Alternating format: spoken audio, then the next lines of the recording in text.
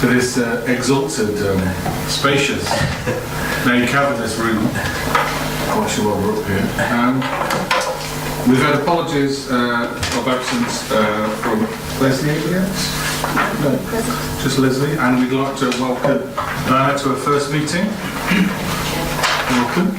Excuse me, Chairman, can I just ask you a quick thing on that? I didn't know about this till a few days ago, and I have somewhere else that I've got to be for 8:15. How long do we need? We'll do our best to be completely finished by then, and because once we've dealt with the walk of shame, the agenda is fairly reasonable. I think so. You should be all right now. All right, thank you. Can we go to the minutes of the last meeting then, to confirm that you're all happy with the last meeting? Unless we've got any queries, that's what you're all happy? Yes. President, seconder? Yes, thank you. Done. Has anybody got any declarations of interest? There are obviously no party whipping arrangements for this committee. There are no declarations of interest. Right, straight into the external audit and the paper therein. Tony. Saved me from speaking too harshly to our colleague, as I've been briefed, not to give him a hard time, because someone's got to work for him. But it's very disappointing to read this paper. Sure. In every context, it's very disappointing to read this paper. And I'm sure you'll be able to give us the rationale as to why EY cannot deliver upon its contract. I think this order, are you going to kick this off? No, I wasn't going to let Audrey You won't let Audrey do it? Okay. No, because I think we really want to know why it's not happening. So, Mr. Chairman, you say it's bad reports in all respects. With all due respect, the officers of the council have done a very good job of writing. Oh yes, they have done a good job of writing. Tony Anderson Young was lamentable. I completely concur. Lamentable, that's a good word, I like that. I'm going to use it again, yeah. Okay, thank you. Thank you, Chair, and good evening, members. So the report that you have from the Chief Financial Officer sets out the background to conversations I've had with the Chief Financial Officers across Northamptonshire at a meeting on the 25th of April, and then again with public sector audit appointments on the 9th of May. I wrote to the Chief Financial Officers on the 25th of April following a meeting that I had to explain the resource difficulties that we're having within the firm, and particularly impacting on staff that were originally deployed to undertake audits in and around Northamptonshire. The back end of last year I experienced some attrition in staff and also high sickness levels.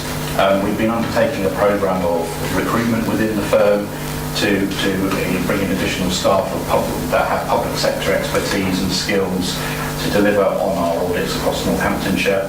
The difficulty with the recruitment process at the time we kicked it off is the time lag of bringing in individuals into the firm in sufficient time to deliver a quality audit before the end of July.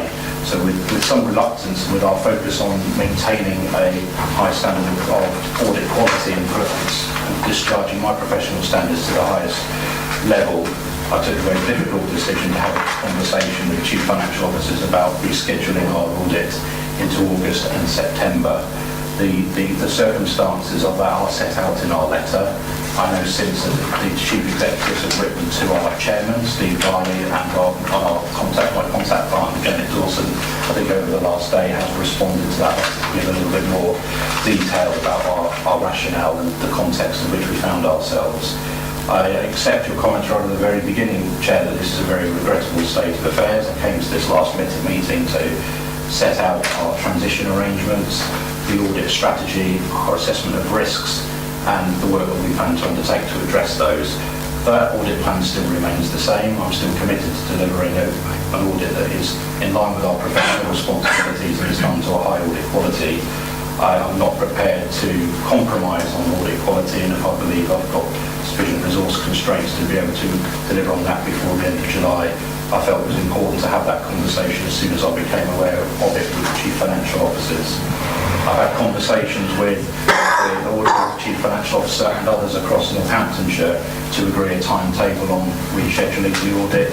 In the case of Daventry, the audit will commence from the 5th of August with the view of concluding by early September, and we will, sure in due course, agree with a date in which we'll be coming back with our audit results report in September.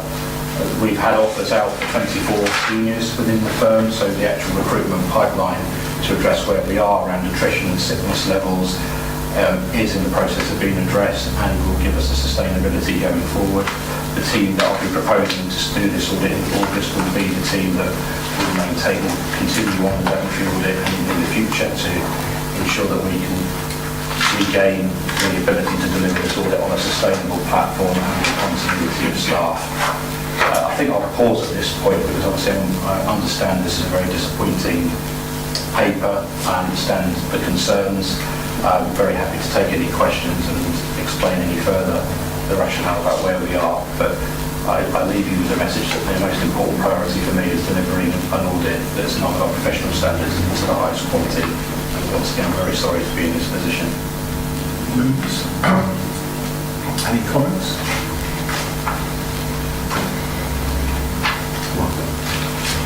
I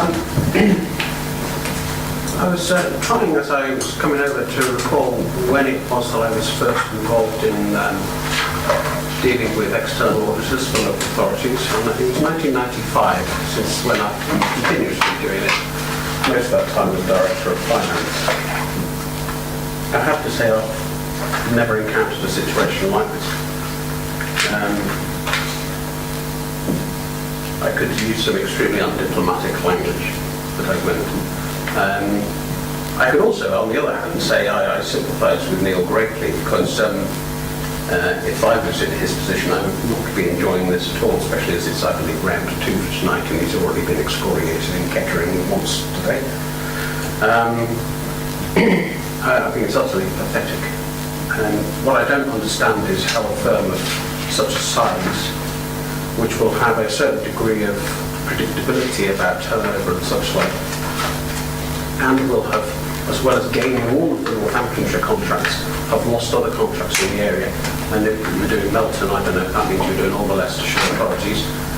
How it is that you've managed to get yourself in such an appalling situation. And I do wonder, I'm mindful of the fact that our finance people have got to work with your team, not you've got a team, in due course, but I do wonder how on earth you've managed to get yourself into this situation, which, as I said at the outset, is utterly lamentable.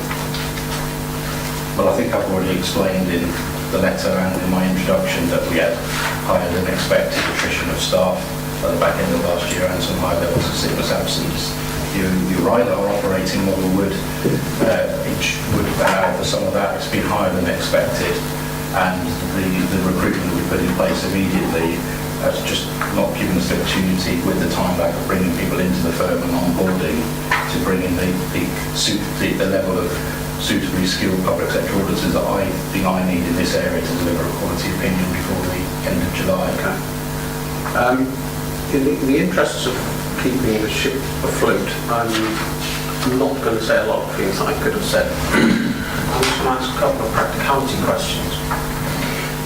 When you've got a team, you will be coming in and doing an audit, I presume sometime July, August, September, which is exactly the time that people disappear off on their holidays.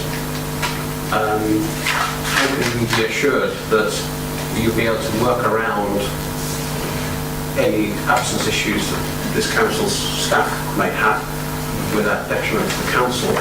And secondly, in respect of the report, it says, Section 411, there should be no increase in the fees arising from a deferred timetable. I thought under the circumstances you'd be able to assure us tonight there will be absolutely no increase in fees whatsoever because of this.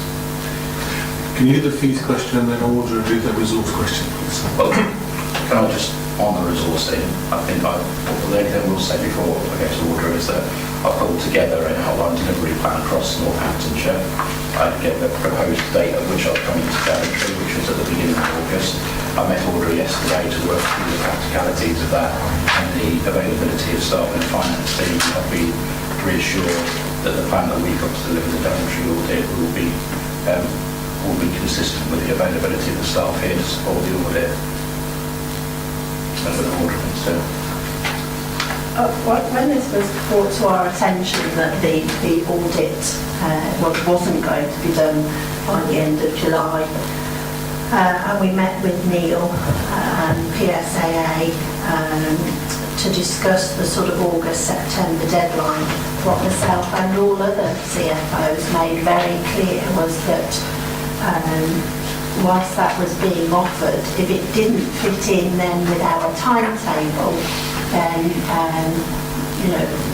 we'd have to say no. If it was offered in August and we couldn't have the staff here to do that, then we maintain the right to say no, you'll have to come in later.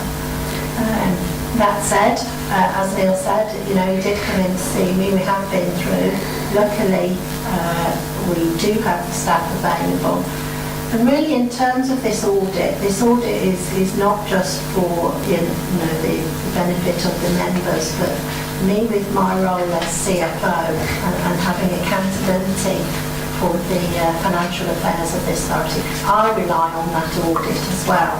So I'm as keen as anybody else to get this done sooner rather than later.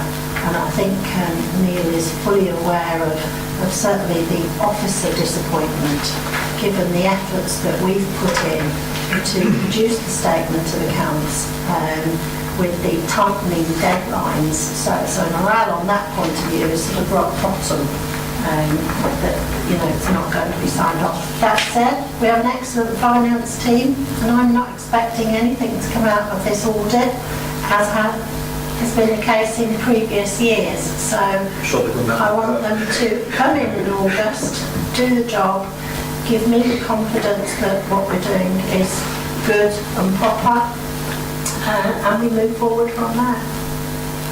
And the fees question? The fees are set out in the audit plan, and I've got no reason at this stage to seek to have any further conversation on that.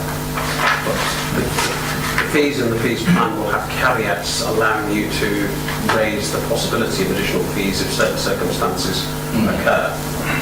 Certain circumstances could include, hypothetically, things such as your team working a lot of overtime to get this done, which will be at an additional cost for Ernst & Young. I can't see any valid reason why those sorts of costs should be passed on to this council. So I would ask you again for an assurance that there will be absolutely no extra charges to this council because of these staffing issues. Not because of the staffing issues, no. So can I just, when it says in paragraph 4.2 that for the officers to facilitate the new proposals, it will be challenging for you. Are you saying that you can do it? Yes. Yeah. Yes. Do we have any questions?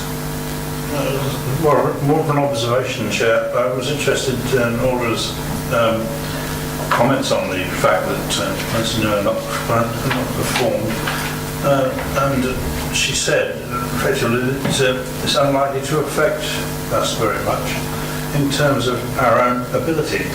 Is that what you said? It's what I'm not expecting is that the delay in the audit, because we've been doing this year on year with some very excellent results, and with the help of the internal audit, our control environment, I'm not expecting anything to come out of this audit that would cause me concern. So whilst the delay is disappointing and unacceptable, we can accommodate it in August, and like I say, I'm not expecting it to have. Well, you know that we have every confidence in the order, so the fact of the matter is that it actually becomes your problem, doesn't it, at the end of the day? You've still got to produce your end, and the audit is merely a backup to that. And I don't see that we should have too much of a problem with it, other than the fact that we're not very satisfied with what else you have been doing for us. I think, can I just make just to add to that, obviously in the letter that you've got, the legislation is very clear about what Daventry District Council's obligations are between now and the end of July, and the council can publish its set of accounts with or without an audit opinion. If it publishes accounts without an audit opinion, it can explain very clearly why that is, and the letter that we've issued gives you the basis to do that. which I think is to your point that this is nothing that the council's making or doing. Well, precisely, doesn't alter the fact that we're rather disappointed in your performance. I accept that, but I think I just wanted to emphasise that point. The key point you made, that's not been touched on order, is the demoralisation of the team, which you said earlier. I mean, how are we going to address that? Well, our team take these things in our stride, you know, when you've spent the last 3 years putting procedures in place to meet these very tight timescales, then everybody wants, you know, a tick in the box at the end of that process. But we're all professional enough to recognise the situation and we'll get on with doing the job, Chair. If you don't mind, and on your behalf, perhaps you could suggest a solution to that last comment you made. Perhaps a letter from the chairman of this committee thanking the staff. I'm very happy to write to this man because I think we need to demonstrate our support. The question though that, thank you for that, Jason, the question then comes to mind is our plan to publish our accounts without an audit filing? Absolutely. We will be meeting all the statutory deadlines that are imposed on the council. The first one being that I must sign the statement of accounts by the 31st of May, which I will do. And then the next statutory deadline is to publish those accounts by the 31st of July, with or without an audit opinion, and we will also be doing that. So we have a communications plan in place to support you and your team to make sure that anybody that does choose to look at them realises that it's not the council's making. There's another route as well, which is any elected member, any local government elector can make contact with me directly as well, either on a matter that we've asked about, but clearly they could ask me about the situation as well. And we'll be able to publish your full contact details with they're in the advertisement of the... Have we any other questions for Neil and Audra on this lamentable matter, I think the word was used earlier? No? Thank you all very much. Okay. We get the advice. I think everybody's noted the advice.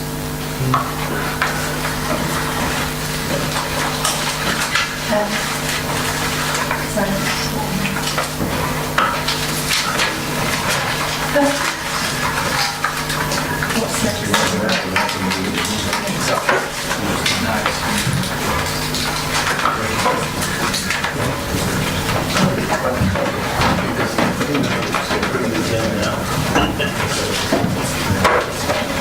Mr. Chairman, just before we move on, is there a valid question here that needs to be examined as to how this council hasn't handled the procurement of these pieces of order? How we've managed to go through a procurement process, including then making a bid, and the point of firm that appears not to have any staff. I was going to ask the issue about PSA when Audra's back, because obviously it's not appropriate to do it while he's here, but I think we ought to ask that question of Audra on what PSA is. They are government appointees, it's a successor to the Audit Commission. Yeah, what they're doing about it, because, you know, if we've got to use these people because they've chosen them, there has to be some accountability that goes back to them. Yeah, but Ernst & Young are one of the biggest accountancy companies in the world. It's not the biggest, I know. There's clearly a mismatch between presumably them putting in a bid saying we'd like this work and we're going to charge these fees and we've got all these staff who are going to do it, and the reality on the ground, which hasn't been picked up somewhere in that process. So we'll wait for Audra to return. I can provide a little bit of context. Audra, Is welcome. that just in time? Yes, the walk of here. Audra, we wanted to wait till you were back because we had some questions around PSAA's appointment of Ernst & Young and what accountability they have in this farrago of events. Right. Okay, so members will recall that when the Audit Commission was sort of gotten rid of, for want of a better word, and then PSAA, we could decide whether to join in their appointment regime or go it alone. And we decided, along with 98% of other authorities, to go in with PSAA, to do all of the tendering and appointment of auditors. We're in that for 5 years. So once you're in, you're in. Those that didn't opt in can opt in, but those who opted in cannot opt out during that 5-year period. If relations broke down to such an extent that we said we can't work with EY anymore, it would be up to PSAA to appoint new auditors. And we can't just decide ourselves who we're going to go with, because we are in that regime. That's what we've contracted into, and that's where we are with PSAA. Does that answer the question? Not entirely. I mean, I don't think at the moment I've seen anything said something wrong with the relationship. I'm sure when they're fully staffed, the relationship will be professional and fine. My query, which was throughout the room, was, does something need to be done, probably not by this council, or to inquire or ask, about the procurement process that has been run somewhere by somebody, under which firms have put in probably substantial tenders, saying what they want to do, how much they're going to charge, going on at great length about their staffing resources and their quality control systems and all the rest, probably that thick. And then on day one, they've got no staff. I mean, the issue here is Northamptonshire, it's not just Daventry, but probably it's been replicated in other parts of England as well. So something is not quite right in the procurement process. I did toy with the idea of asking if he'd been appointed by Chris Grayling, but let's not go on that. Presentations, PSAA. Don't put Chris Grayling in the minutes. So you've written to the chairman of We EY. get in touch with PSAA as well and invite them to meet with us to explain in terms of the tendering exercise whether there was anything we could do. I genuinely don't think there is an issue with the tender process. And what PSAA did confirm is that this isn't just an issue for EY, this is across the board with audit firms. Because what's happened, and with due respect to the member, back in 1995, we had until September to produce statements of accounts. That's now down to May. And whereas it was down to June, we've had a month shaved off of that. Well, the audit firms have had a further 2 months shaved off that period. So they've only got June and July. I don't mean to defend them in any way, because they should resource up.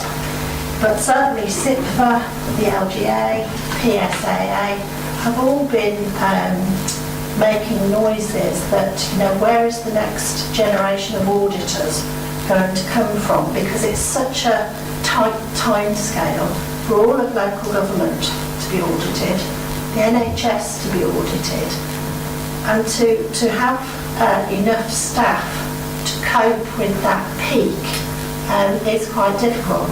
Now, they're not saying that they didn't have enough staff to start with. What they've said is that they've had an awful lot of staff leave and sickness as well. And like I say, PSAA are confirming that it's not just EY with this issue. Because of the type of work, that they're finding it very difficult to attract into this field. Okay. So we are where we are. If I could add a little bit more to that, because something's been published just this week. I mean, it's one of the main government departments looking at local government.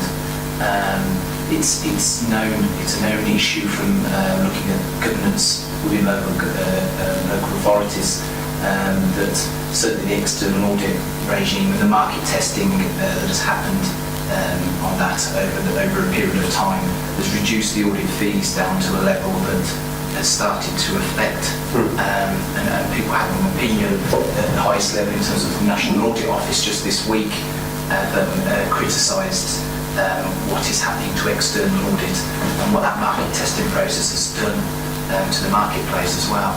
So it is at the highest level, and I think just reflecting on what Audra said, it isn't just EY, it is across the whole of the external audit regime in terms of cutting costs all the time is eventually going to have to take its toll. not delivery. So we are where we are. It's that old Irishism. If we knew where we were going, we would have started from here. So we'll move on to a quality audit, a provision and an excellent service from our internal auditor. And Scott, over to you. Thank you, Chair. This is the first of two reports I have on committee this evening. Normally this report looking at the internal audit strategy and plan for the 2019-20, the current financial year, normally comes to this committee in April, but unfortunately that meeting was cancelled, so it has come to this meeting. It hasn't really caused too many issues for myself operationally, given the completion of the 18-19 work normally goes into April and into May in any case. So we have here a document which is contained in the appendix to the report, which sets out the audit plan for 19-20 and is supported by an internal audit strategy. It also includes quite a meaty document that follows. It also includes some contextual information on the audit process, which members have been keen to understand that process over a period of time as to how we undertake audits. So there's a bit of contextual information in there. But if I firstly take you to the internal audit strategy on page 24, this sets the scene in terms of providing a high-level statement of how the service is delivered and developed. In accordance with the internal audit charter, you may recall that I brought the internal audit charter to this committee in January for your consideration and approval. The strategic approach of our service is very much reflective of that internal audit charter and is designed to demonstrate how the service will be delivered and developed to help accomplish the Council's objectives. The first set of bullet points you see there, and they do very much reflect the internal audit charter, but one of the main goals of delivering on an internal audit strategy is to improve efficiency and effectiveness of the service over time. If you see the second set of bullet points, there are a number of aspirations there that we consider and continue to develop. One of those that's key to the development over the past financial year and continues is the one which is around developing a more risk-based audit assignment approach. And that was, if you recall, that was one of the key aspects from the external review that we had of our service in 2017. We continue to further develop that with the help of the auditors. They've received risk-based audit training, and we continue to try and put risk as a key driver of the audits, rather than looking at it from a system process perspective per se. In terms of the audit strategy, there's the second but last paragraph acknowledges the expected local government reform, and we've now had more indication on the timetable for that. But what I wanted to say was that the internal audit plan has been developed on a basis of business as usual, and that will continue until local government reform has an impact on our service, and obviously that will be something the Corporate Governance Committee will consider.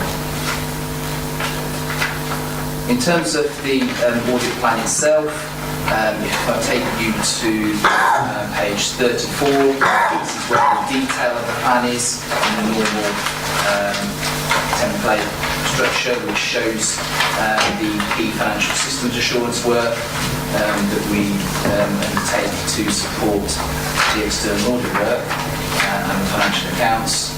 And then it flows through other areas of corporate governance, risk management and alike. In terms of a couple of areas that I want to sort of point out as highlights, in terms of the procurement contracts and project management section there, you'll notice that we are starting to move a little bit more into contract management and monitoring of revenue and service contracts, and will this year be picking up the areas of the Rainsborough crematorium and cemetery. As part of the audit plan, I had made contact with Rugby Borough Council, and they hadn't been planned to undertake any assurance work of that facility, so we will be doing it from the perspective of providing assurance to Daventry. Just elaborate on that a little bit, because I just happen to be on that committee. It is a committee. You're saying that Daventry have undertaken to undertake an audit at the Rainsbrook facility rather than, and they agreed that? Well, we can't force our partners, internal audit sections, to audit various services or partnerships that we have. So we have to first ask the question, and if they are providing assurance, we have to ensure that is effectively in place and they are providing a good level of assurance. In this case, through contact with them, they're not intending to do any providing assurance work in that area. That's just the only reason I asked the question is it was the first I've heard of it. This is why you're here. And hence, we have to look at it from a wider perspective. We can place reliance on other authorities' work, but I have to, and this comes back to the sort of work that we've done on assurance mapping and looking at the third-party assurances that we obtain as an authority. And this is one area that we are keen to do and move into. Okay. And then also to mention over the page in terms of operational audits, we will be picking up now the audit of licensing, which is now is in the throes of being brought back in-house from the East Northants Central Admin Licensing Union, so we'll be picking up that in due course. But the project for that is very much, I think, implementation for July time, I think it's June. Yeah, so we'll be picking that up. Okay, well, it's interesting that we're bringing that back and not leaving it there when we go to the unitary, because it seems little sense to be bringing stuff in-house. Historically there have been issues with the assurance over the income collection, and particularly the reconciliation aspect of that process, which many of them haven't been happy with. Okay. So, I think the other point is north and west in terms of unitarisation, so east Northants need it, north. So in that sense, there could have been potential linkage, but I think they're more focused on their compatriots in that geography. And then also just to note the ICT audit, which is provided by our specialist auditors, TIA, who will be coming in and doing some work on cyber security, but also looking at ransomware, which is a very key risk, not just for local authorities, but across the industry. And then also picking up some work on network security as well, which is another key area. And then just to mention that we do some... Kevin? Yeah, just on the ICT one, which is at page 32, I noticed we've rolled over a year because we have an option to extend. Yeah. Would we roll over another year now, or would we have to go out to tender? No, well, when I did the original procurement exercise, which was for 2.5-year period, I had built in an extension of potential extension of 2 years. So we've taken the 1-year option on that, and we'll have it Very far sighted. Simon, given that we are now in this limbo land, what are we doing with contracts that end during limbo? Or the interregnum, shall we say? Contracts will continue. Business as usual is a phrase used earlier. Contracts will ultimately novate, of course. And the authority will prospectively inherit and want to get on with other stuff. What about contracts that end and would normally be retendered during the interregnum? I think what we've got in terms of contracts. Do we know? Have we got a list? We have a list, certainly, off the top of my head. I'm not sure. Chair, perhaps I can help on that. What we're doing as part of the LGR work is comparing contracts registers across the county. So we're identifying those that will come to an end during this extra year now, and looking at ways of taking us forward. In a lot of cases, there will be options to roll on for a year, but certainly if it's a case of re-tendering a major contract, then we'll be talking to colleagues across the piece on that. Could be military work if we're not careful. Finish, Kevin? Yes, thank you. Scott? Yeah, and finally, it was just to mention that we are still undertaking some external consulting work which we get some income for, which is to do with the West Northamptonshire Joint Planning Unit as well.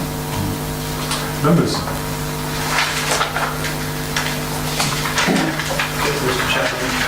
I was a little bit critical on the previous item, so could I just say I think you do a very good job. Could I just ask first of all, a preliminary question on the Daventry audit. Do you think again in the year that's likely to happen? Presumably you're not anywhere nearly yet drawing a paper for it. We are, I'm looking to make contact with Rugby very soon to make a start in July. Okay. If that fits in with them, that's where I'm timetable. Once I've had this meeting, we've got the approval of the plan, then I should be going out to management analysts to. One of the issues that I recall from a previous incarnation when I was myself a chief auditor is that there is,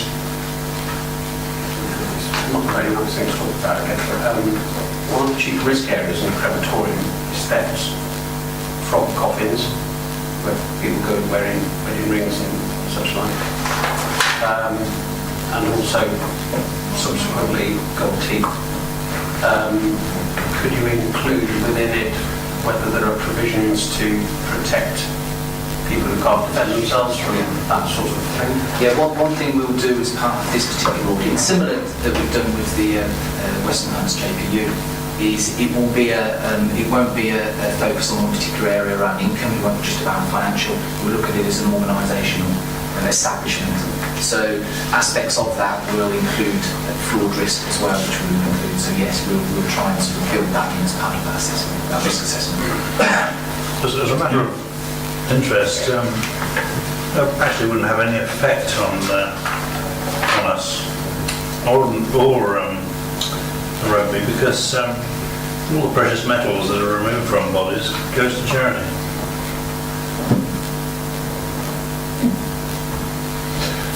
I think we'll leave that to deal with and as part of the audit. There's a bit of a backstreet to industry in what was called burnt gold, which is basically gold that's been retrieved from bodies after the cremation process.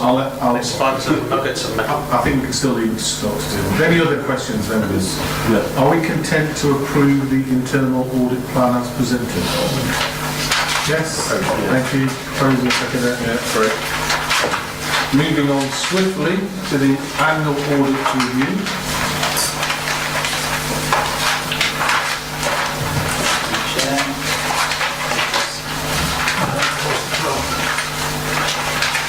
What's again?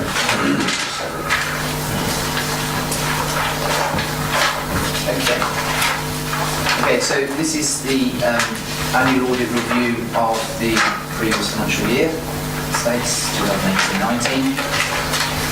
What it will do is it will provide you with a summary look at the internal audit service that I provide in terms of its performance and development of that, and some of that is included in the section of that is included in the previous report. What it will then do is then look at the internal control environment and give you provide you with an opinion, my opinion, on the overall adequacy and effectiveness of the Council's governance, risk and internal control. It will provide you with a summary of the work that supports that opinion, any qualifications, and then any issues that may are particularly relevant to the preparation of the annual governance statement, which is later on the agenda. So if I take you over the page to page 48, in terms of the service, you'll see there from the table and my sort of paragraphs after, which show you that the completion of planned audits is at 98% in terms of delivery, which is good. But with a caveat, with in terms of the balance that we've got there, I can't deny the other indicators and trying to highlight some of the aspects of particularly the one around audits completed within 15% variance of allocated time. It is a bit of a, when we start a year, we set out a plan. It is a plan as it's set out, and things happen, risks arise, and we have to look to effectively deliver my audit opinion. And as part of that, it involves looking at the audits that we deliver and making sure that we can provide that level of assurance. So there is a balance to that. The key indicator for me is to complete those planned audits, which we've substantively done. And there are various reasons why some audits do go over. It is about managing that. Some of them are things that we can directly control, some of them are not. Some of those issues are, it can be down to the number of issues that we actually found in an audit. It could be the management and auditees' cooperation, and the timing of those audits can sometimes have an effect. But conversely, auditors have to accept that potentially there could be scope creep, and that's something we try and avoid. And with the development of the risk-based audit approach, we are trying to get our auditors to highlight on the key risk areas to help avoid that. So, not harbouring onto that too much. The completion of the plan is substantially there, barring one audit that hasn't been completed in terms of the creditors. One other audit around asset register I had reported to you earlier in the year that we were not intending to complete that due to timing differences that I agreed with the Chief Financial Officer at the time. As reported also in the last progress update, we have actually included one of the audits into the audit plan, which was around Daventry Market and Welton Road Cemetery. So I'm happy to take any questions on that particular aspect before I move on. Members, want to talk? Okay. Please. Take your point about the target and 54% against 70%.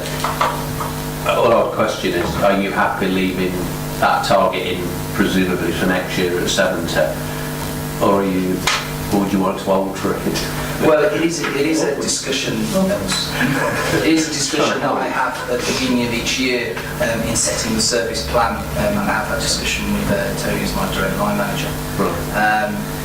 I feel that, it amounts to 6 or 7 audits that haven't met that particular indicator. So although it looks a high percentage, in the scheme of things it is 50.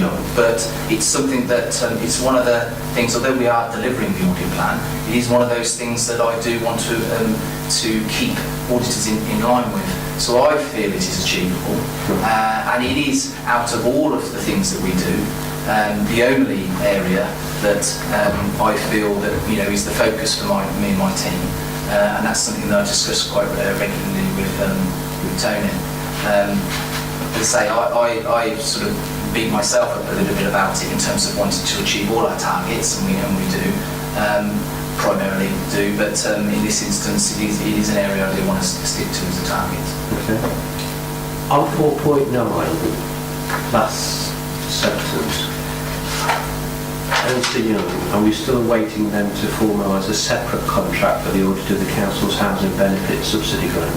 Yeah. Is that been sorted, or is that going to be part of the August kick-off? No. Well, Audra may be able to provide a bit more comment, but if I started off, that is a separate procurement exercise that we actually undertake ourselves, or certainly Audra drove that from the North Hampshire perspective. And we've only just very recently, this past week, signed a contract on that, ready to go. But in terms of resourcing of that would be something that we discussed. Yeah, what I can say is that obviously EY have been appointed to carry out that work, and they have assured us that the team that they have to look at housing benefit claims is all in place and will be within the deadlines. Thank you. Okay. Thank you, Chair. Kieran Scott.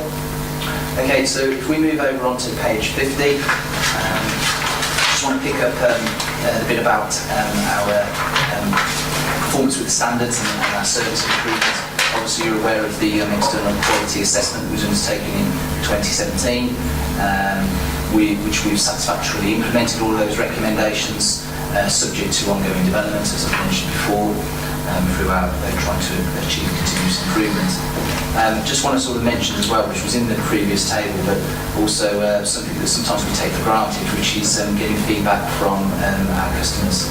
which are management and also members and senior management as well.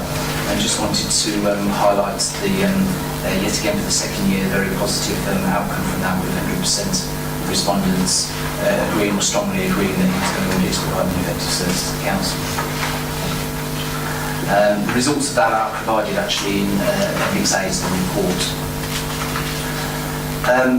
Also, I wanted to sort of pick up on in terms of the internal audit charter again, which I've mentioned, which is significant to the ongoing integrity of the service, and that was approved in January. And very recently, there's a local government application note which supports the main standards. It's published by SIPA, and it's been recently reviewed, and that is something that we're going to pick up very shortly to do a self-assessment of, which the results of that I'll provide to you in the next progress report. Okay, so now I'll come on to my opinion on the control environment. So based upon the work undertaken, and that was summarised in Appendix B, it is my opinion that the overall adequacy and effectiveness of the Council's control environment for 2018-19 is assessed as giving full to substantial assurance. And that's very much a reflection of the table below in paragraph 5.5, which starts there and goes over the page. And you can see there the year-on-year level of assurance that's being provided from the work that we do, and the low level of limited and no minimum assurance audits that we've had over the past 4 years. And that's testament to yes, we do the work, but that's testament to management and the culture of the environmental that we have here. And I added into paragraph 5.7, I looked back, and given that we were potentially looking at local government reform, and Daventry may not be here in a year or two, it's one of the things I just wanted to sort of highlight to members here, that since we've had the Corporate Governance Committee in place, we started off some 10 years ago with an assurance ratio of 52 to 48. We had 22 limited opinions given and 7 minimal as well at that time, and had a 42% implementation of high priority recommendations. And it just shows that how the continuous auditing that we've done and working with management, how we've moved from that position to where we are now. And I think that's just testament to say, and I think that's something that I just wanted to make a point on. During the current financial year, as I've said, we've had no audits that receive minimum assurance, and I have raised 2 particular audits of corporate significance, which were brought to the attention over the previous 2 progress reports that I brought to you. One of those was on the General Data Protection Regulation, which we implemented as Council, and the other was on corporate health and safety. And you remember, for the corporate health and safety, one of the number of issues that we did raise at that point in time, and the discussion that took place in January around that. I'm pleased to report that our follow-up work for both of those has resulted in us signing both of those action plans off, and all recommendations have been implemented. There was one particular area, moving on to page 54, bottom of there, 5.10, which there was one particular area that was still outstanding from the annual audit review that I presented last year. That was looking at business continuity. Again, this has been positively addressed by management, and there is only one minor matter that's pending, which is around the use of the shared calendar to highlight significant and prolonged absences from work of key officers. In terms of then, I don't know whether any members have any questions. So let's pause that then, yeah? Yeah. So, Richard, and then Jason. Thank you, Mr. Chairman. The table on page 52, on the bottom of the table, which is on page 52, you've got 2 stats of percentages. First of all, high priority percentages, and then the overall percentages. I guess the RNS is averages across the council. Are there any areas of the council that produce significantly worse statistics than that? Are there any audits where you've had to escalate to get things done? 2 two parts to that. The first, no, there aren't any specific. It doesn't really run like that. Normally we will find maybe more issues and there may be more high priority recommendations for an area that we haven't looked at for a long length of time. That sometimes comes into it. The second part of your question was? Are there any that you've had to escalate to get by management? Yeah, no, again, in terms of the relationship that we've had with management and how we've worked with that over the period, certainly the last 4 or 5 years, there haven't been any opportunities where we've had to do that. Occasions, sorry, but we've had to do that. I think if I can just add to that, the recommendations, certainly high priority ones, are regularly monitored at a corporate level through our risk management working group, so they're picked up there, which generally shows that progress has been made. Good. Any other questions at this point? No? Carol, Scott? Okay, so moving on to page 55, there's a section there which looks at corporate risk management arrangements. You'll know as a committee you have periodical reports from management to you about those arrangements, and also the strategic risk register periodically. This is my sort of assessment of the year in terms of what you have received, and also some of the work that we've done on risk management and how that permeates through a lot of the audits that we do in any case. So there's a sort of summary there. What I wanted to sort of jump to is almost like, not quite my own opinion, but it's picking up on the original health check that was done by Zurich. And you recall at the last meeting, Tony had reported to you about the action plan for that and the stalling of that given the local government reform issue. And what I wanted to say is here, and I've reiterated here, is despite the lack of progress achieved in delivering the action plan, in my opinion, really it's reaffirmed that the level of assurance that was provided by Zurich still continues in terms of the maintenance of the current risk management arrangements here. And there's a bit of caveat there in terms of should the proposed change to unitary authorities not go ahead, then what I would like to see, I'm sure you would, potential consideration for the health check action plan to be reconsidered with a view to maybe looking at corporate risk management policy.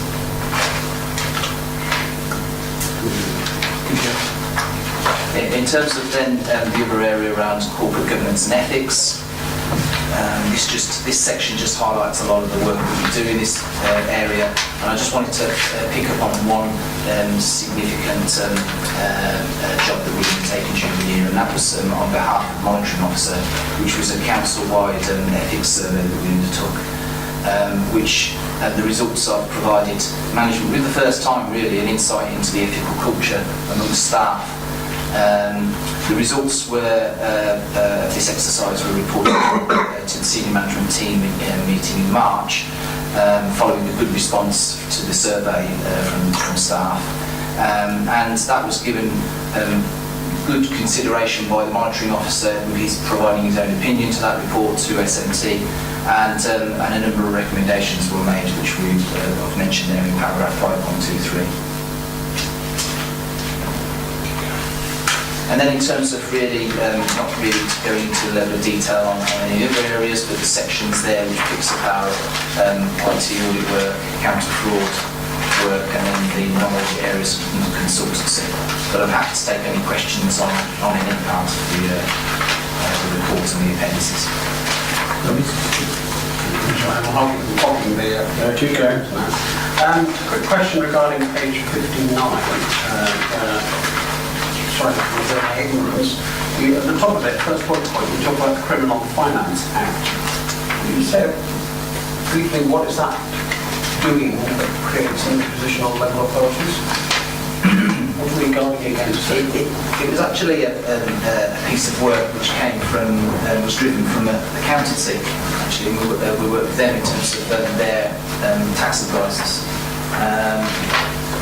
It's a difficult, it's not really overall picture, I'm sure she will, it's not really a direct piece of legislation that is... Is this the criminal corporate tax? Yeah, the PS tax. Yeah.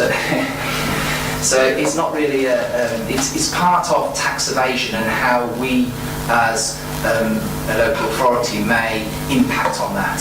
And it's where staff, and it is and there has been a piece of work which has gone and looked across PS Tax, have done a review across the board to look at our processes and see where we or our staff may be involved in some way or other with tax evasion that our suppliers might be committing. So it's a bit of it catches us indirectly. And it's a piece of work that PS Tax now have just recently completed, I think, they're nearing completion on. Yeah. I mean, it's about the criminal corporate offence. So in terms of it's making sure that we've got our processes and procedures in place, that we're not facilitating our suppliers in evading tax. And it's not just good enough to let them get on with their own tax affairs. We have to make sure that we're not facilitating it. And that doesn't mean that we're doing something fraudulently ourselves, but it's making sure that our processes would pick up if they were doing sort of anything that we should be. So is it just in respect of suppliers and businesses, it's not in respect of individuals? So if I pay my council tax by transfer from my Cayman's bank account to tell HMRC or something like that? No, we have different things in terms of the way people pay. So for instance, from a fraud point of view, if you came in with a suitcase full of cash, then we certainly have processes and procedures in place to money laundering and things like that. So there's lots of things there. But this is more about sort of in contracts and things with suppliers and making sure that each of the areas are linked. So, we haven't just got the business team doing things and finance doing their own things. So it's about matching all that up. And what PS Tax helped us do was really tie those things together to make sure that there was a thread through all of that so that it wouldn't be missing in any part of the authority, something that should be reported upon. Yeah. Thank you, Chair. Basically, my observations are theoretical. I'm sure everybody's heard me prattle on before about zero defect policy. If they haven't, I'll just briefly explain it.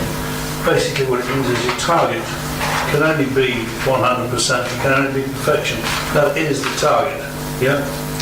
And so I take slight exception to the fact that these targets don't reflect that. Now, that might sound silly, but the fact is, you cannot have a target of 70%. The target must be 100%, surely. The aspiration certainly is. Aspiration, target is the same thing. I think, Jason? On a slightly different point. I'm interested in the whistleblower policy actually from the workers' point of view in terms of candidate transparency. That training and signposting may be available on e-module learning or through different vehicles, but often whistleblowing is a remit where there's an external independent that can provide confidential advice for a worker certainly. So do you signpost into the Protect website, charity information, and they've got all that? Yeah, that's within our policy and full response plan. Just one small point. On 5.31, which was only a minor breach of the Constitution, using the SCAPE framework, I presume now that's in place so it won't happen again. That's what I'm trying to get to. Yes, it was one of those breaches that was a bit of a breaching the spirit of the contract and procurement regs, and it was about making use, in this particular instance, with the complications of such a big contract around cinema and library location. The framework was a modular framework, so there were. It's picked up in modular fashion in terms of, although we have now done an audit review of all of the processes to the award of the contract, it was about, well, when should that come about? So you could have the initial phase, which is around design. It's the timing. It's the timing. Right. And what I was trying to get emphasise to officers was that they should have come to us earlier around starting that work.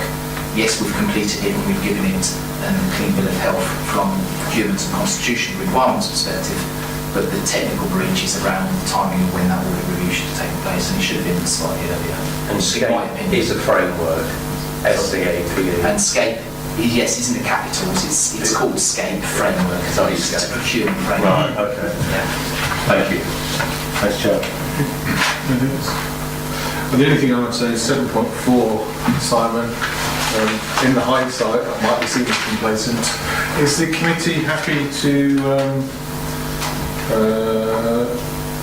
endorse the report in support of the Council's annual governance statement? Sorry, can I just ask one? I guess I could have asked this under the previous item, which was looking forwards, but under this one, which is looking backwards in a way. There is one area of our coverage of internal audit which I'm not happy with, and Scott knows I'm not happy with it because I raise it every year. And Mr. Chairman doesn't like it either, but I'm going to continue raising it. Please do.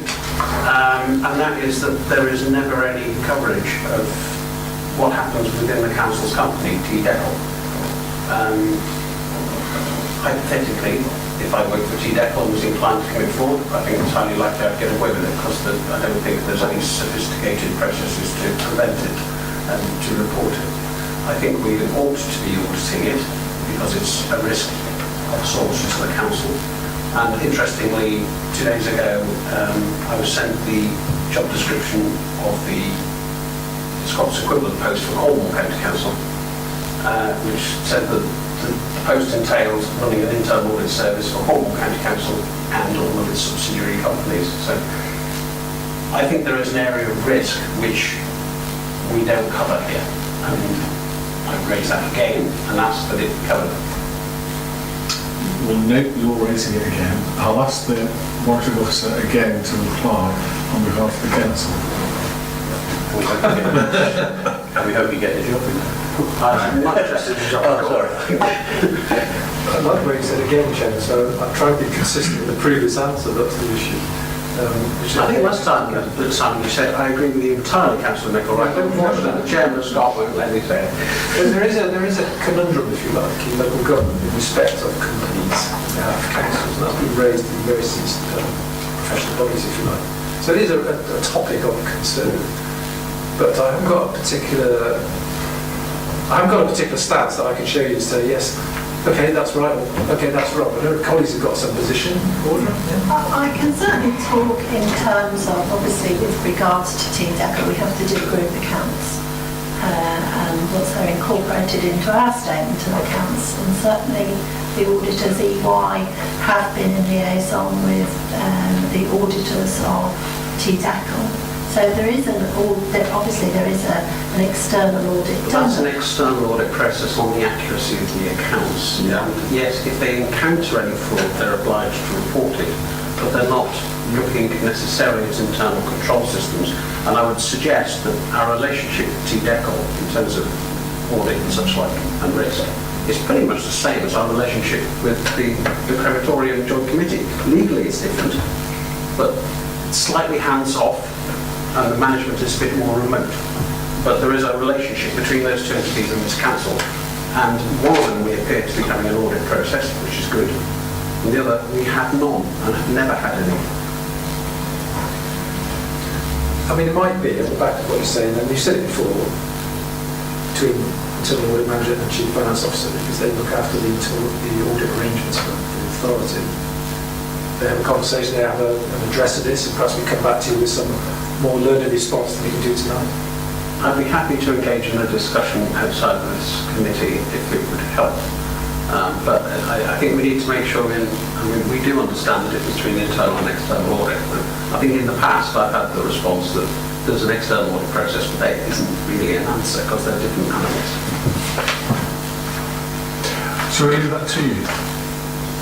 Yes. It's clear as a Can I go back to the committee then to simply support and endorse the Council's annual governance statement? Right. Yes, yes, yes. Yeah. What? Yeah, I've got No, that's what's Support, I would support websites. support. I haven't done the... Okay. I think it's Jamie next. Mr. Chairman. Yeah, page 73 is the Information Management Annual Report, and members will be aware that this is received annually, and it describes the information issues over the past year. The report sets out in the various headings. I was going to mention on Freedom of Information Act that the total number of requests for the year was 1227 compared with 973 for 1718, so a significant increase. However, if we look back at the prior year, we were running at 1165, so it seems last year, or the year previous, was perhaps a bit of a blip. We're certainly back at a high level. I'm not sure. I'm going to whiz through this, Chairman, please do. and please pull me up if you want to discuss anything in more detail. 4.5, I think, is just worth a mention, Regulation of Investigatory Powers Act. We are required to report on this annually, although we haven't used it for X number of years, a significant number of years, but under the regulations... It's a nil report. It is a nil report. In fact, we recently had an annual officer review, and we are going to challenge the powers that be as to whether we still need to be actually reporting on this. It seems to be that we're not alone, actually, as a council on this. Very, very few councils actually use these powers anymore. Then move you on to 4.7 on the subsequent headings there, which is around the information security. I have a role as senior information risk owner, and as part of that role, I have responsibility for providing written judgments on the security and use of information. So this sets out again my judgments on that. Cyber security, you'll see, is mentioned there. And you've heard earlier on in the audit plan that we are planning some more work on cyber security in the coming year. Data protection and the general data protection regulation. We concluded our implementation of the GDPR project in the early part of last year, and that has subsequently been audited, and we are pleased with the outcomes of that audit and the work we've done there. So I think, unless there are any questions, I invite you to endorse the approach to information management. Jason? Hi. With sort of great trepidation and some anxiety, I may be pointing out an error, or maybe not. It's just top of page 75. To set some context to this increase, and it talks about, which is good, only 9 letters to the incorrect recipients were during 2018-19, and it equates to only 0.000009. Again, I may be wrong, but I make it a 0.009 rather than that tiny small number, but I could be wrong. I need to get a calculator to check that. I think in terms of significance though, whilst you're noting the accuracy, I think we all note the significance of that. Yeah, I think that was the point, was to show it. Yeah, On 4.7.2, you talk about auditing to the guidelines in the Cyber Essentials scheme. Are we Cyber Essentials certified? Yes, we are. Are we only at the base level of Cyber Essentials Plus? Couldn't answer that this evening, Chairman. Worth knowing. And if we are, can we put it on the website? Because we should shout about it. Because actually fewer organisations than you think. Any other questions from the members? Are we happy to endorse the report? Just going to point out that Councillor Pritchard is quite correct. Thank you so much. I do like this cross-party alliance. Thank you. Moving swiftly on, I think it's Simon. Yes, Chair. This is a procedural rules and regulations report, joint report order myself, so we'll do double act as need be, we'll do electric or another contribution. So primarily this is meant to be reporting back to you on those procedural rules and regulations. You'll see straight away that there weren't any breaches of current rules and regulations of significance, and you heard Scott earlier mention the technicality that was dealt with. But that's a good position to be in. I'm one of those who also tries to be a perfectionist, which means you never get to perfection. But it's the point about not trying to be complacent. I don't like that, and you will see that in respect of the health and safety audit, which was mentioned earlier, for example. So we continually strive between us to try and make sure there's good governance around the authority.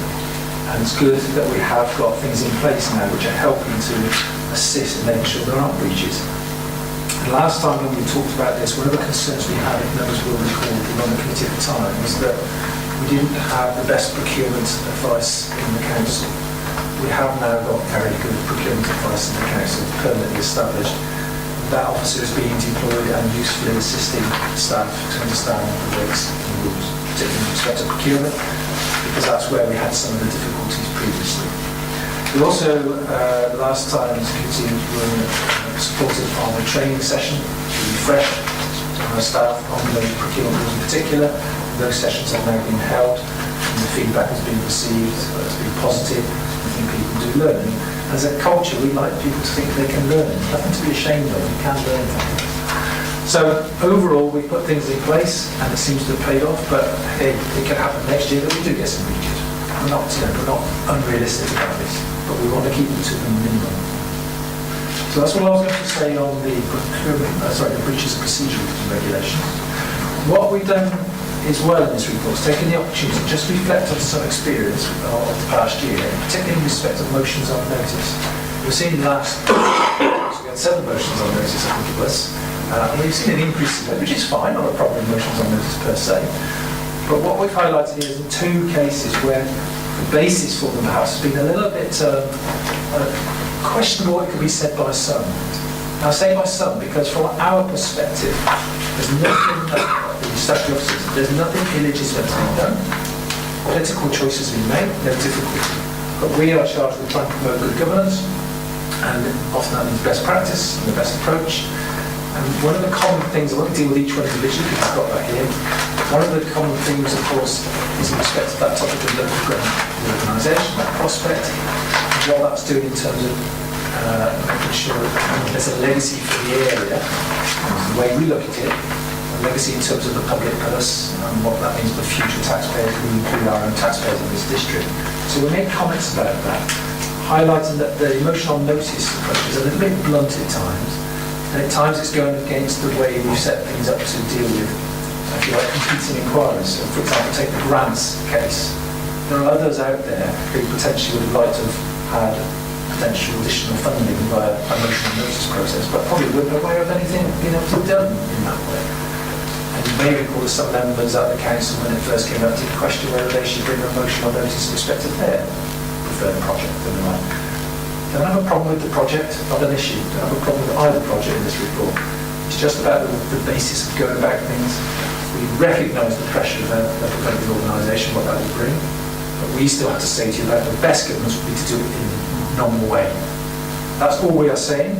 You would expect us, I hope, to report on things like that rather than shy away from it, because that's things we can observe during the year. But I will emphasise it's not about anything illegitimate or anything that's trying to undo the political choice that is available to them.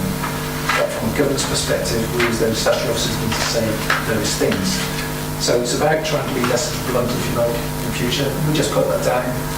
As a committee, overseeing governance, it's right for you to hear that. Thank you, Chairman. I don't know if Audrey's got anything to add. No, I think you put it beautifully. I don't know whether this is the right forum to ask this question, but when it comes to the money that was given when from paragraph 411 onwards about the rehabilitation bill, What's in place once the money's been given to check how it's spent? We don't give any money until there's evidence of either work done or other services procured. We won't have a football situation on our hands, not on my watch anyway. The thing that came across for me, Simon, was, I think you quote in paragraph 4.7, unprecedented times. And what we perhaps should push back to the political leaders, given that this is an apolitical group, is that the use of unprecedented times should not be sufficient to force through motions on notice. And we all know we're in a reorganisation, and therefore they ought to have a proper argument and not just fall back on the apocryphal, anecdotal, experiential phraseology. And anybody drafting motions on notice should be doing it with some element of justification rather than hyperbole. That was a direct quote from the motion. Yeah, I know. Sorry. Yeah, I can totally agree with that. I mean, I remember when one of those cases came forward in terms of the calming measures regarding Southampton. I had some real reservation about how that came in front of the council. Not that the cause wasn't worthwhile. But equally, I will say a precedent is set now.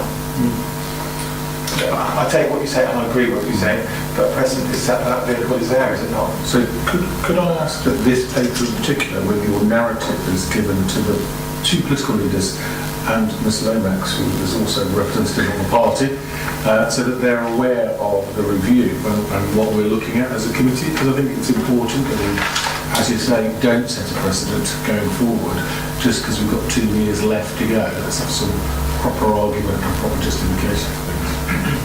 I agree, Chair, but is the precedent not set already? No, I think we've got to tell them it's not set. I think we just let it roll on, then, we will set a precedent. But I think the monitoring officer and the chief financial officer quite rightly identified and exposed this, and I think the paper is very clear on what the intent should be rather than what has been. Yeah, with the removal of hyperbole Yeah. and the presentation of facts, which I did at that council meeting. Yeah. Cheers. Mr. Chairman, is it possibly worth considering, along the process we'll be doing this, but making a very minor adjustment to the Constitution that would prevent financial contractual commitments being entered into as a result of this sort of motion, unless they have come through a proper process sanctioned by the monitoring officer and the Section 151 officer, in line with all other proposals at other times? Yeah, it's something I gave consideration to be honest. It's not an unreasonable suggestion. I believe it's something that Parliament has that controls, for example, somebody's business in that way, and particularly researched it. What I'm just conscious of is, when this was these two occurrences, and I appreciate we are in that throw of local government organisation, but one of the reasons for bringing it to you was to enable it to filter elsewhere, so I'm quite content with the suggestion, exactly for supplying to the leaders. But I would like to think in our culture that would work quite suitably. So I don't want to go with the sledgehammer yet. And of course the council will need to agree to change the constitution to that effect. So I have thought about it. I'm going to see what happens. The other thing I would like to encourage, which has happened in the past, is there's a good officer-member dialogue. And normally we're aware of things that are coming and we're trying to assist. And in these cases, something was not liked, if you put it bluntly, therefore there was an alternative route used. But it's not a precedent point, but the vehicle is there to use. And we're not going to say take it away necessarily, but there might be something that's legitimate and well thought out, etc., etc. I don't want to therefore just knock it back completely. This is unusual for us. Sorry, but surely if there was something that was legitimate and well thought out, it would survive going through a normal management process, would that? Where there are processes which deal with urgent issues that come up in management context and also in member context. I suppose it might depend on the subject area. So for example, we do have a grants process, we often try and test it with it. But there may be something else that comes through we haven't quite thought of. We get that local government. And it might be appropriate to do a motion approach, but there could be a way of trying to facilitate that in a better way in the first place. Because one of the points I was keen on stressing in here was the raising of expectations. From a public perspective, as members, we've got that difficulty after something has been set out. and the train started moving, to bring that back, to stop it. That's what we're conscious of. But I don't want to do the sledgehammer yet. I do take the point, have thought about it, not seen fit yet. I just say yet. So we're happy to ask the monitoring officer to take this up with the critical leaders and make the point that this isn't precedent setting yet, it's in danger of becoming so, and that we wish to see proper approaches adopted, failing which we will propose a motion to change the constitution to stop it happening. Is it worthwhile having a short report next time, maybe even a verbal one, on what response you received to those reasons? Okay.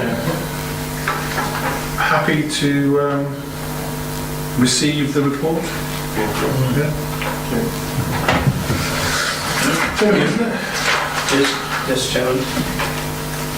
So we've been out to the annual government statement, which actually picks up a lot of the reports that have been presented this evening and other control information. So the annual government statement forms part of the final statement of accounts, and there's a requirement to be included within those. And really what it does is sets out the effectiveness of the council's governance arrangements and the system of internal control. So a lot of that we've picked up, particularly from Scott's report earlier, but also the Beach's report and the information report. The statement itself is a statement itself of the position of the council. It's something you will have seen before, and there has not been much change in the early parts of the statements. I think really the bits I'd just like to draw members' attention to is section 5 and 6. And just to give the context to that, we have an officer group which reviews our local code of corporate governance, and as part of that work we identify potential actions to, I'm trying to think of the wording for this, potential actions to not necessarily improve, sustain our compliance. Say enhance. Enhance, that's the word. Enhance our compliance. It's actually in the words on section 5 actually.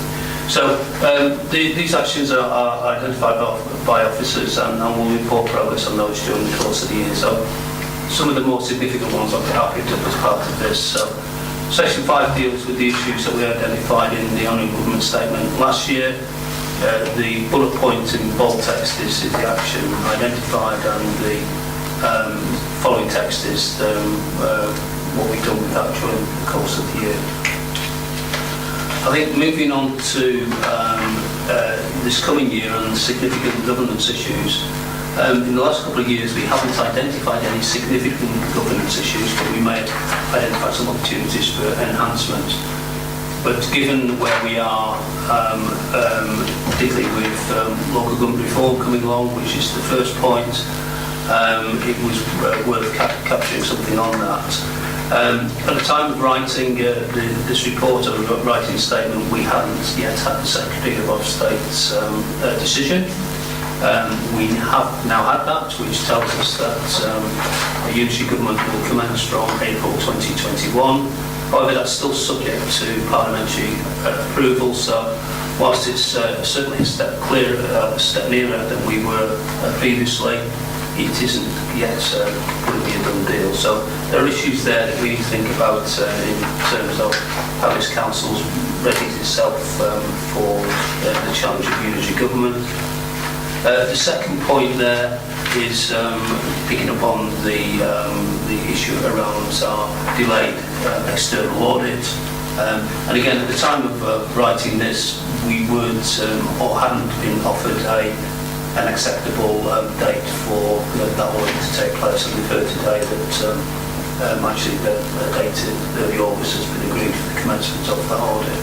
But I think it is worth capturing here because it is particularly a disappointment to the council, and there is a risk of some reputational damage when we do publish our accounts without an audit opinion.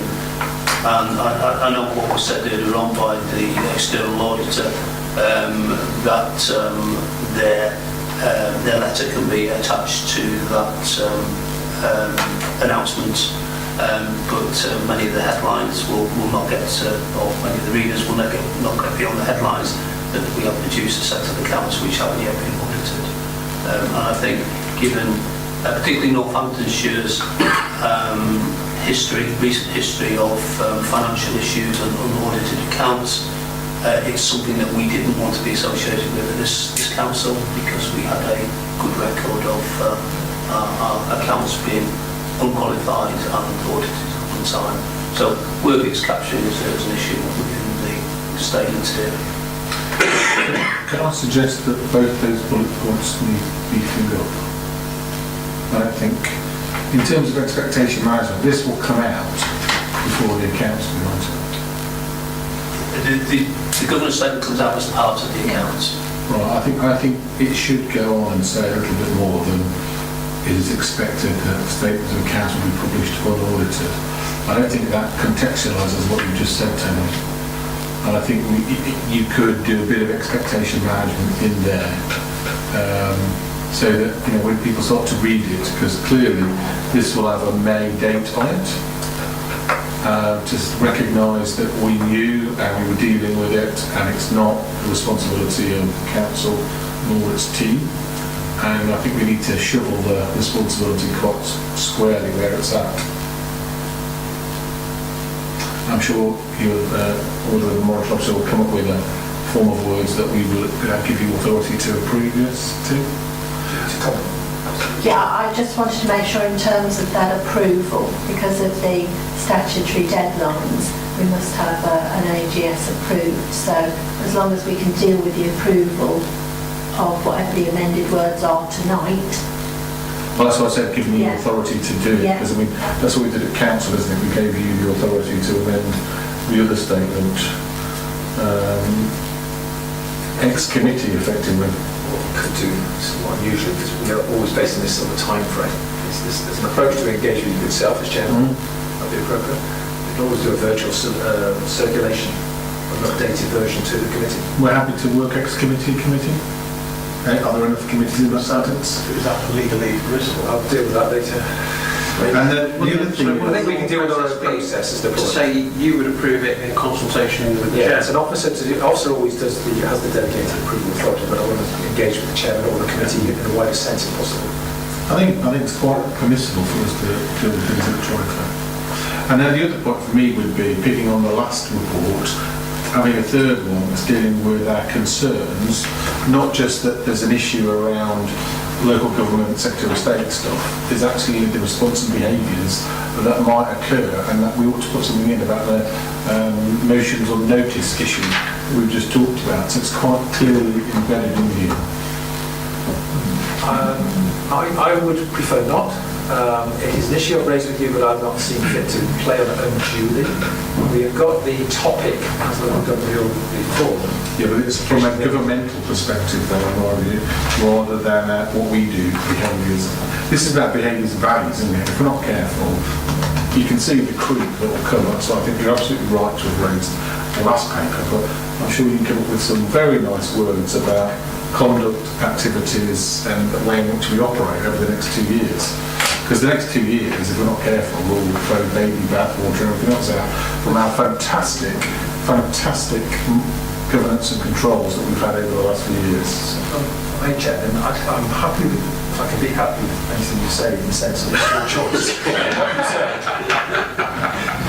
But responsive behaviours phrase, I like, that's a good phrase. Is the motions on notice the specifics? Let's just deal with responsive behaviours. I'll leave it to you to have something to come back, but you see the intent. Yes, understood. Is committee happy with that intent? Yeah? Wardrobe, are you happy with that intent? Keep putting your arm up and down? Of course, Thank you. but I wish to speak. Okay. And I'm sure the monitoring officer it may tell me off, because actually I wish to, when you sit here and you think you've answered a question and then you sit there and you think that wasn't a very good answer at all. We often think that all the time. It's actually relating to a question from Councillor Peck and just for the sake of the minutes, because it's not to do with the APS, but I just want to point out about the Reach for Health building. We are actually building that, so we're not giving a grant out, we're procuring the work and building the building. So it's not like we're going to be giving the money to a third party to, and just for the sake of the minutes, I think it's a better answer. So are we to take the advice that the annual government statement is incorporated when the published statement of accounts is approved, subject to the rewording of the last 2 bullet points and the addition of a third one, which the monitoring officer will craft, discuss with me and then share with the committee? Happy? Yes. Terrific. There's been no urgent business notified to me, and therefore I thank you for your attendance and contribution this evening, and look forward to seeing you all shortly.